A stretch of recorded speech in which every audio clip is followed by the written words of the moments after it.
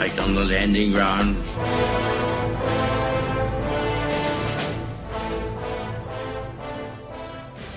Thank you for joining us. You are listening to A Radio, and this is the Morning Moment. We're on weekdays, 11:45 Eastern. Follow us on Spreaker.com and click on the like button. This Morning Moment is a short one. They work out like that sometimes. If you go to Fox and Friends February 27, the links will be on my site, you will hear Congressman Tim Ryan, a Democrat, pontificating at the time on his thoughts on the then Vietnam meeting. At the end of the waffling, I caught this. All right, there's some rumors out there that you might be running for president. I'm very strongly considering it. I think this country is divided. I think we're not focused on the issues that people are really concerned about, how they're going to have retirement security, how they're going to have enough to make their house payment. Those are issues, how we're going to educate our kids. I'm really concerned about our competition with China. You know, divided country is a weak country, and China is coming at us. And the American people got to recognize we've got to get prepared for this competition. And I'm not hearing a lot about it. I mean, and so, you know, I'm strongly considering it. And I think, you know, those working class people who take a shower after work, their voices still aren't being heard in Washington. When will you make the announcement? Probably the next few weeks. I'm going to make a decision, and we're having those conversations. I'm out listening to a lot of people. I was in New Hampshire this past week and had some really good meetings out there. So we're gonna make a decision pretty soon. Right, Congressman. There are so many people already running. I think we're close to 10 or 12 so far on your side. But what's unique about you is you're moderate. Meanwhile, during the primaries, so many people are rushing so far to the left where, you know, it doesn't matter how much health care costs, or the Green New Deal is going to cost so much money for so many people. Why are you going to take that lane, being the moderate Democrat? Well, I think it's the lane of unification. It's the lane of making sure that everybody's at the table. I mean, when we're talking about growing the economy, of course we need workers, and of course we got to address income inequality and greed and some of these things that are really eroding the economic system. But we also have to work with business. We're not gonna compete with China. We're not gonna redevelop the workforce development. We're not gonna invest into artificial intelligence and additive manufacturing and dominate those industries around the world if we're not all at the table, and that includes the business community. Look, we have the magic of the free enterprise system. We've got to use that in order to green the economy, decarbonize the economy. You can't do it without business. You can't do it without the profit motive. You can fight against greed, but you can't fight against that. That's our comparative advantage to China in the long term. Exactly. And so I want to make sure that we're using every asset we have in the United States, and that includes the innovation that comes from free enterprise. Yeah, you don't hear free enterprise and Democrats linked. You're one of the first I've heard say that in a long time. Congressman, hope you come back here and make your announcement. All right, thank you.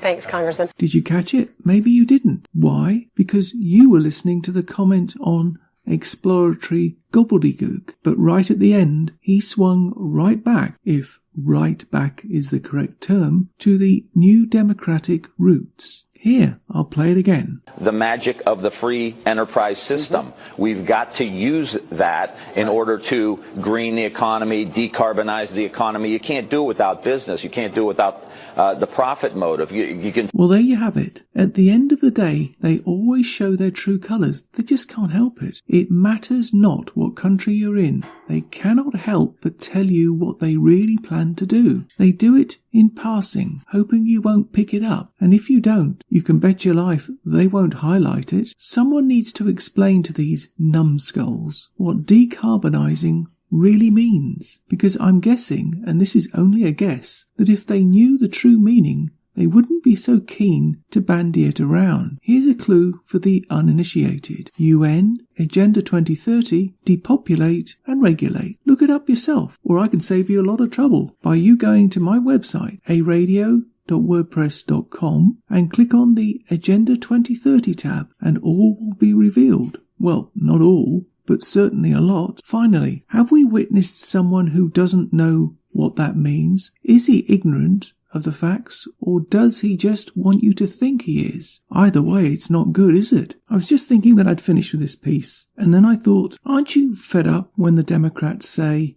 I'm very strongly considering it. I think this country is divided.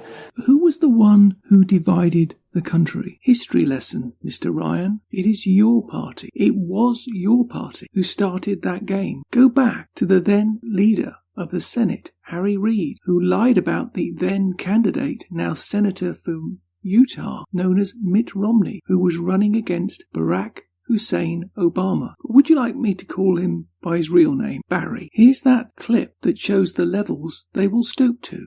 That was before he used the Senate floor to go after GOP mega donors, the Koch brothers, and accuse Mitt Romney of not paying his taxes with no evidence. Let him prove that he has paid taxes, because he hasn't. No, I don't regret that at all. The Koch brothers, no one would help me. They were afraid the Koch brothers would go after them. So I did it on my own. So no regrets about Mitt Romney, about the Koch brothers? Because some people have even called it McCarthyite. Well, they call it whatever they want. Romney didn't win, did he? Reid is... And finally, the divider-in-chief who set black against white all across America. Remember those riots? Remember Trayvon Martin? Remember that guy being shot and they claimed that he wasn't carrying a gun? On and on it goes. I can't think of a more divisive character who continues to lie to the American public, both in and out of office. How can we forget this one? If you like your doctor, you can keep your doctor under the reform proposals that we put forward. If you like your private health insurance plan, you can keep it. If you like the plan you have, you can keep it.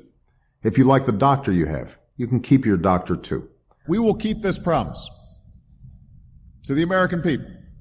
If you like your doctor, you will be able to keep your doctor, period. If you like your health care plan, you will be able to keep your health care plan, period. If you like your doctor, you'll be able to keep your doctor. If you like your health care plan, you'll be able to keep your health care plan. If you've got health insurance, you like your doctor, you like your plan, you can keep your doctor, you can keep your plan. If you like your plan, you can keep your plan. If you like your doctor, you can keep your doctor. And then, of course, there's this one. Let me sort of describe my overall policy. I mean, what I've said is that we would put a cap and trade system in place that is as aggressive, if not more aggressive, than anybody else's out there. I was the first to call for 100% auction on the cap and trade system, which means that every unit of carbon or greenhouse gas that was emitted would be charged to the polluter. That will create a market in which whatever technologies are out there that are being presented, whatever power plants that are being built, that they would have to meet the rigors of that market and the ratcheted down caps that are imposed every year. So if somebody wants to build a coal-powered plant, they can. It's just that it will bankrupt them because they're going to be charged a huge sum for all that greenhouse gas that's being emitted.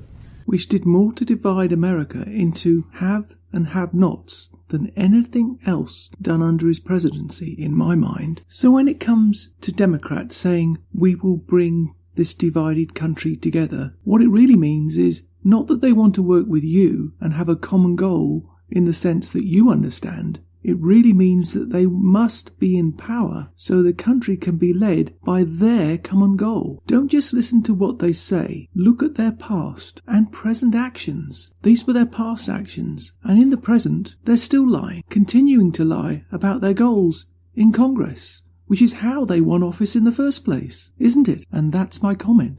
You can find more at aradio.wordpress.com, where you can find links to us on Twitter, Facebook, Instagram, iTunes, iHeartRadio, Gab and email. You can now find us on Spotify. Just go to the podcast section and type Canadian Politics with a Twist and you'll find us. We are continuing to reach out to you, so please pass on the links. Please click on the follow button on Spreaker.com. You can listen to all my morning moments at Spreaker.com under A Radio, that's EHRADIO, A Radio, and please click on the like button. And you can find all my podcasts and morning moments at aradio.wordpress.com and click on the Morning Moments tab.